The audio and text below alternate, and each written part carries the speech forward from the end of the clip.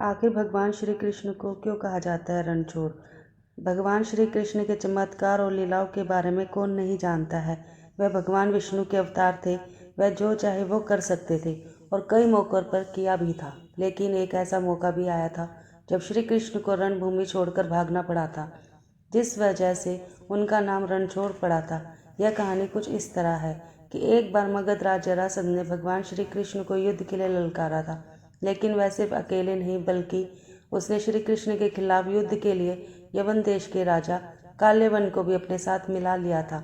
दरअसल काल्यवन को भगवान शंकर से यह वरदान मिला था कि न तो कोई चंद्रवंशी और न ही कोई सूर्यवंशी उसको युद्ध में हरा सकता है।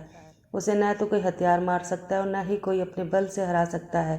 भगवान शंकर से मिले वरदान की वजह से काल्यवन खुद को अमर और अजय समझने लगा था। उसे लगने लगा था कि कोई भी उसे युद्ध में हरा नहीं सकता और न ही मार सकता है।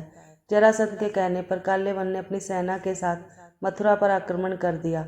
अब चूंकि श्री कृष्ण जानते थे कि काल्यवन को वो अपने बल से मार नहीं सकते और न ही उसका सुदर्शन चक्र उसका कुछ बिगाड़ सकता है, इसलिए वो रणभूमि छोड़कर भाग गए और एक अंधेरी गुफा में पहुंच गए।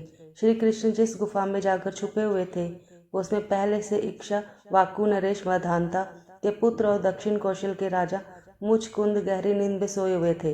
दरअसल उन्होंने असुरों से युद्ध कर देवताओं को जीत दिलाई थी।